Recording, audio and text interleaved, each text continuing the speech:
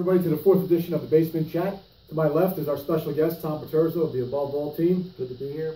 And to my right, my co-host, once again, Mr. Jim Pilla. Hi, everybody. Rip, welcome back. It's been a little while since we've done this. We've got a lot to go over. We sure do, buddy. There's no doubt about that. Well, let's jump right in. We had some teams from New Jersey travel down to Ocean City, Maryland, and Rip, the action was very hot down at the beach. So I heard, buddy. So I heard. Well, Deluxe Bakery, congratulations to Coach Billy Sampolsky. They were the winners in the Open, double dipping a very, very good CGR house money team in the finals. Rip, talk to me a little about Deluxe. Listen, the Deluxe Bakery's team, it looks like they're starting to gel. Bill Sampolsky's got the young kids getting together, starting to get a nice little chemistry about themselves, and the win down there proves it.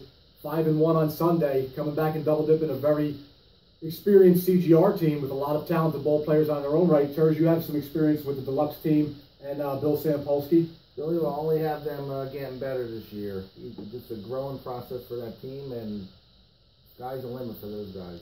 Couldn't have said it better. Absolutely. Preston Smith was the MVP for Deluxe. Nick Sampson with the gold glove. Congratulations, Bill, Sammy Rock, and the whole team. Now, moving on to the D final. An all-New Jersey final, something that's very unusual. You guys would agree, would you not? Down in that area, yes. Maryland teams seem to play best in Maryland. Assassins and South Jersey Extreme. Two very, very good New Jersey D teams in the finals. South Jersey Extreme needed to double dip. They came out, took a 9-run lead. Assassins battled back. Rip, what does this win mean for the Assassins? That means for the Assassins, I mean, they're doing what they're supposed to be doing, according to what we predicted in our first Basement Chat, that they're an experienced team and how to start putting things together. I'm more excited for what it means for South Jersey Extreme, a team, Terz, who you know, who you play with once in a while when you're not playing with the Above All team. Sort of was a coming of age for them a little bit in this tournament. Yes, they are a solid bunch, good guys. One positive with them is they're a family-oriented team, and once again, they're always going to be in the mix. Great sponsor, Luke Forrest, sponsor coach. Congratulations to South Jersey Extreme. Luke sent us some All-Stars, I believe. He had Chris Gabriel on the hitting side. He said that their entire infield, top to bottom, absolutely incredible defense. You guys are familiar with South Jersey Extreme? Yeah, I mean, listen, they've been waiting to just get a tournament where they can gel together, and this seems to be the tournament that got them to that gelling point. Hopefully they continue to grow going forward from here on out. Gotcha. Just to recognize some of the Assassins, obviously led by Augie Guarnieri, one of the top pitchers in the state. John Frosty Forstenhauser, fresh off his wedding, comes back the next week, hits 773. Jay Lerman, 750. And Wally Weingart, the first baseman, 733, and a walk-off 3-run home run to end the game. Nice job all around. Absolutely. They're playing some solid football right now.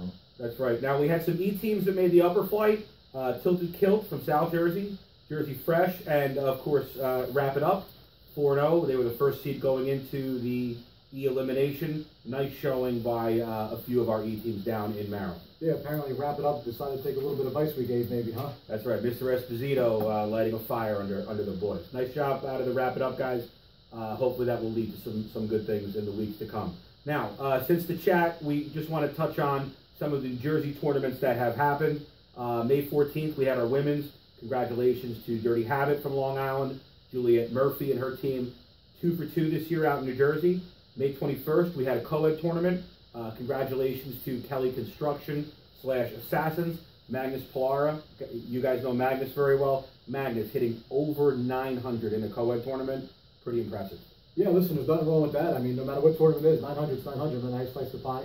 We also got some big chip in from Amy Awicki, who also plays on the Toxic women's team. Correct. And a newcomer to the Jersey softball circuit, Brandy Myers. Right, Brandy and Amy both hitting over 700. Hats off to Kelly Construction / Assassins. Also on the east side, Jenkinsons taking home their first tournament victory.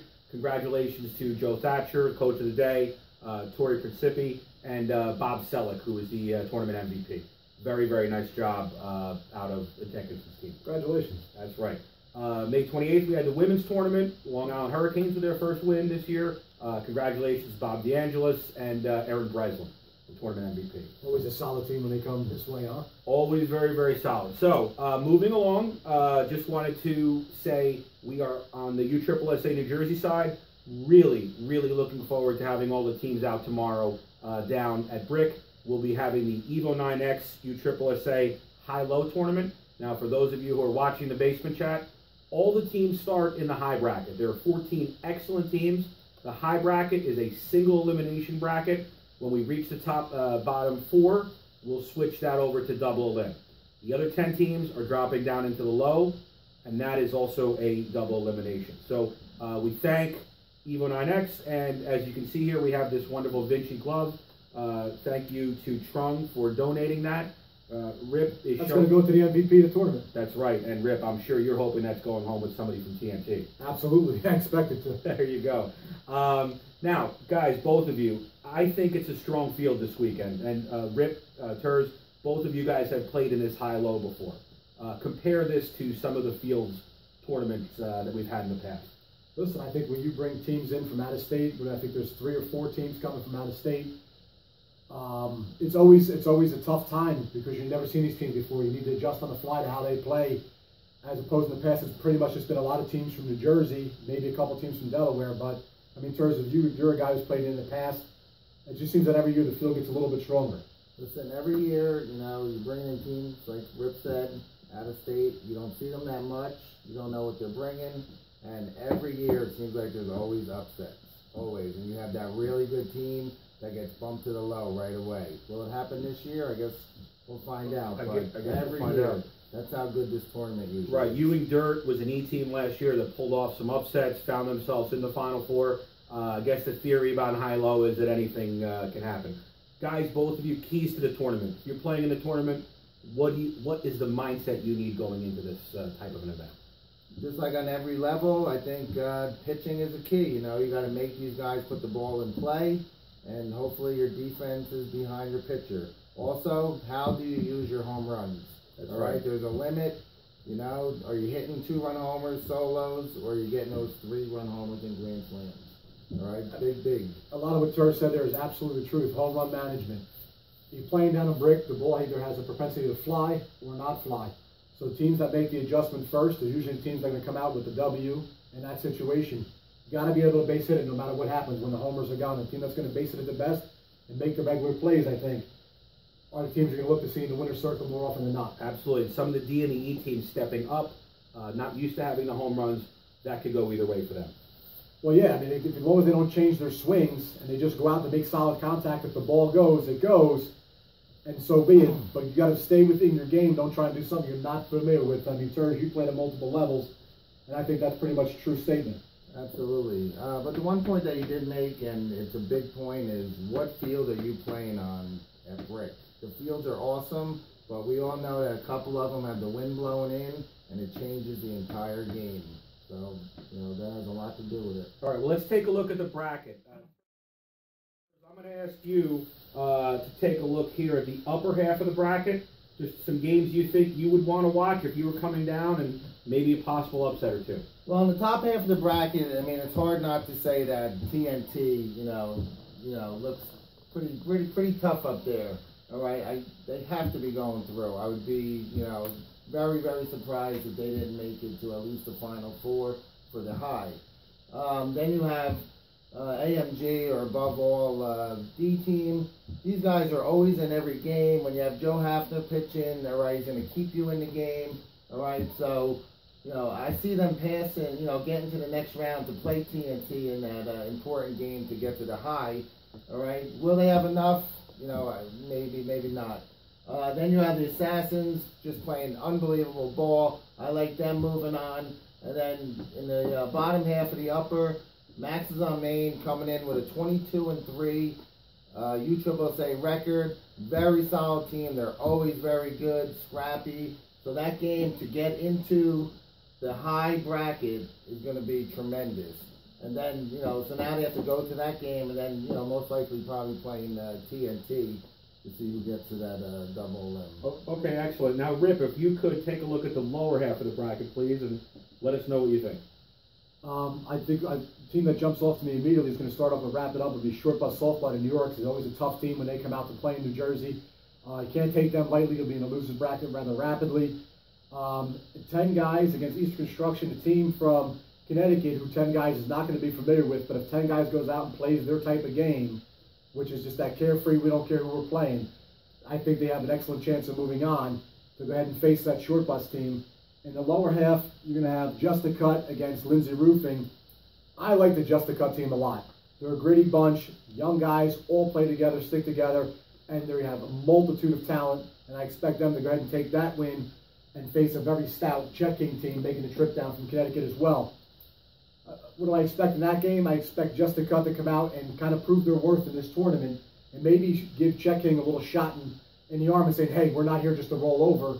You got a game in front of you. But I think ultimately a little of the experience of Chet King may take that W to get him into that top 4 of the high, along with, I'm going to go with Short Bus to face the Chet King in that situation. Awesome. Now, I appreciate both of you guys with all that insight. Picks. Who do you guys have in the Final Four? Rip? I'm going to defer because my team is currently playing in the tournament. I'm going to defer to Terz here and let him make some picks. Well, my Final Four for the high is going to be TNT versus Assassins. I think the Assassins are playing very good ball, although Max is a very good team. I like Assassins to move on. All right, and then down below, I think Chet King will make it through, and then I'm going to go with 10 guys.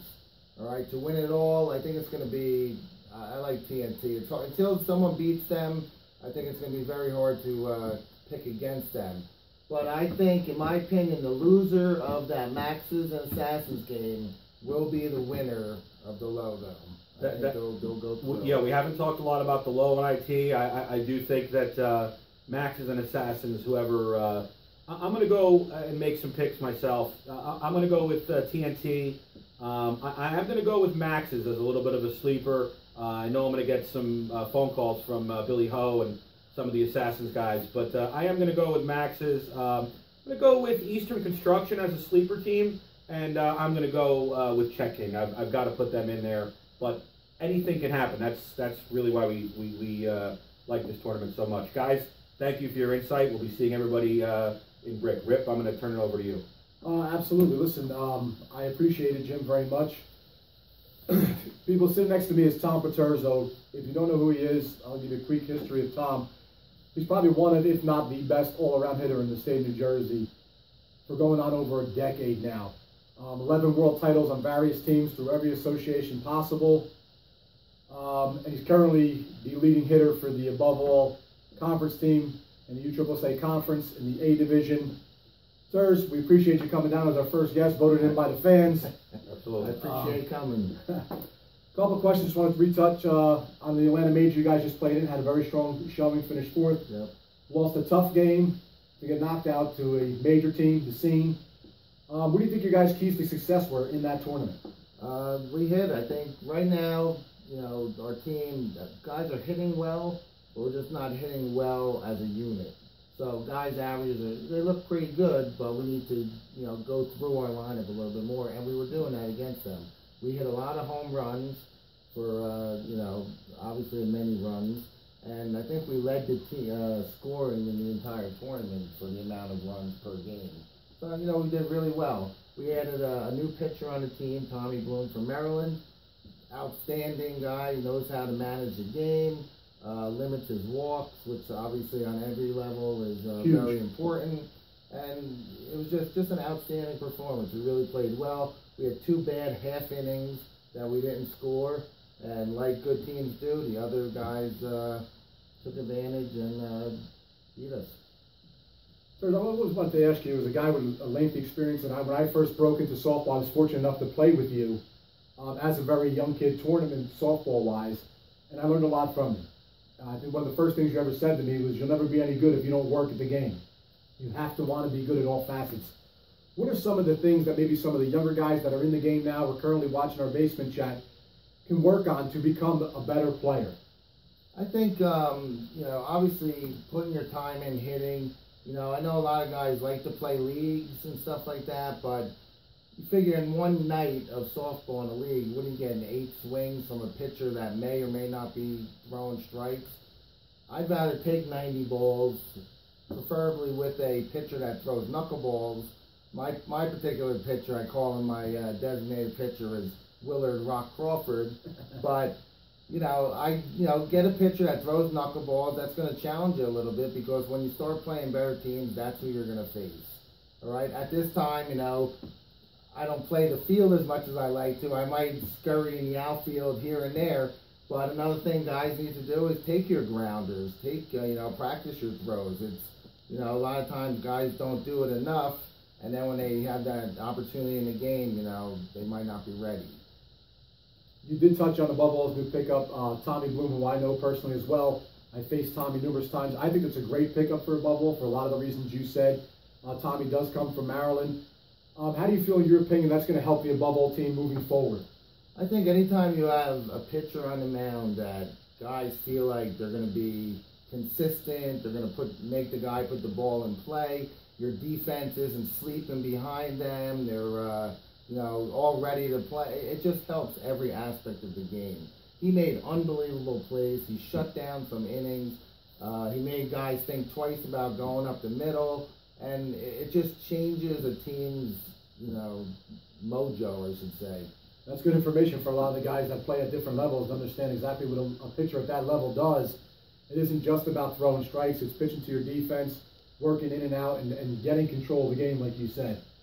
First, I don't want to date you here as an older feller, but if you could, and some of the names you're probably going to say a lot of guys may or may not know through the history of softball, but who are some of the great players you had the pleasure to play with or against in your lengthy career? Well, some of New Jersey's best. I mean, like Jim Devine right away jumps out. Like, he played big-time major ball for a very, very long time. I'm on my way out now. I feel like I might be playing my better softball the last, 8 years or so.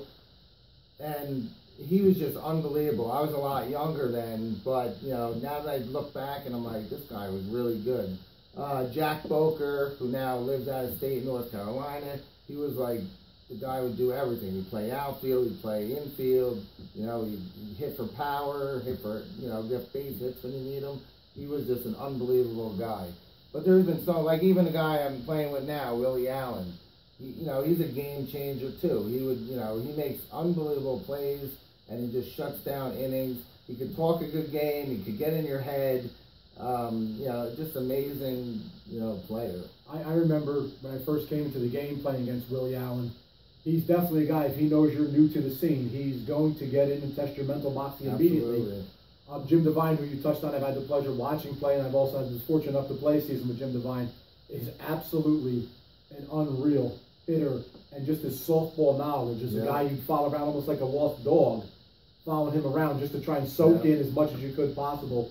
And anybody who's never had a chance to watch Jack Boker play, a guy you touched on, was part of a team that you played on with Hit and Run and won several world titles in 1 year, is probably the biggest freak in nature I've ever seen play softball, like you said, because there's nothing he couldn't do. Jack, base hit down left field. Jack, blow it out to right. Jack, pick this, play there. And everything he did was better than anybody else on the field with him. It wasn't really a close comparison either. So those are some unbelievable guys you have One played guy with. I don't want to leave out is Anthony DiFrancesco, a local guy. He played on all the top teams, and those three guys that I just mentioned, they were great softball players, but even better people and great teammates. That's for absolute sure. D-Fran is one of the best people in life you'll meet, never mind on the softball circuit. My other question I'd like to ask you, a guy who's had the privilege of playing for some of the best sponsors in the game and currently playing for one now, who are some of the best sponsors you've had the privilege to play for? Outstanding sponsors that, I was lucky to play for over my career. I can't leave out Joe Benanti, I'm playing for right now, just a great guy. ABS Softball, Mr. Bill Wallace and Frank Vigiani, two outstanding guys. Sammy Roccabaldo last year with Deluxe, winning the world for him was one of the best things ever to see his face. And of course, your brother, Mr. Jerry Rapporti. I was like, we had some unbelievable years together, and culminated with a title as well. Yeah, so absolutely. those are just a few of many. Believe me, many. They're so important sponsors, hard to come by. There's no doubt about that. Jim, you have any questions for Turs? Sure. Turs, just a couple. How do you feel that the overall game is different than when you broke in? Well, I think the internet has a lot to do with it. You used to go to tournaments and show up. You didn't know who you were playing, and you could be playing the best team in the state that day. Nowadays, with the internet, guys know exactly the teams they're playing. they might pull out because they don't want to play a certain team, or they're on the phone with the directors complaining about who's on whose team for that particular week. Back in the day, you never knew. You just went and played, and you know what? It was good softball. I mean, not that today's not, you know, good competitive softball, but I think some guys don't get the chance to play against some of the elite players due to the fact that they don't want to play. That's right. They might not want to play. There's no text messaging back then. You know? Tom, I know you've done a lot of your website and rankings, so yes. Let's have a little fun. Do you have a top 10 in New Jersey? I do. I've been a little slow this year with it, just busy. I have TNT number 1 until somebody knocks them off. I mean, it's hard not to have them. I have Assassins 2, which is a surprise probably to some over Deluxe, but you got to go with head-to-head. Assassins beat them. Deluxe, right now, they probably, you know, they're a great team. They're going to be in the mix, of course. And, you know, I personally think Deluxe is probably better than Assassins, but you got to go with that head-to-head. So I have them 3. I have 4. Above all, D. I like them. They're always competitive in every tournament. They just can't get over the hump. South Jersey Extreme, the same thing. Very competitive. But it just seems like they can't beat the better teams yet. All right, will it come? They might just need one big win. Then I have Gabby's, PSP, Raw Talent, which I love that team. They battle every week. 10 guys, and then Just a Cut, bringing up number 10. Absolutely. And my last question for you, how do you feel we're doing with the Basement Chat? I love it. I watched the first couple episodes. You know, I watched it through. It's a great idea. I think you guys are doing a great job, and, you know, I was very honored for you guys to ask me to be on it. For somebody of your stature to join us, no, we are honored to have you. So, yes, definitely. We appreciate it very much. That's about it. That's going to wrap it up for us here, folks, on the 4th edition of Basement Chat. We appreciate you tuning in. Hopefully you continue to do so, and we'll look to bring on more guests as we go on in the future from all over. Appreciate it. Stay tuned. Until next time, we'll see you, and good luck everybody this weekend. Good luck.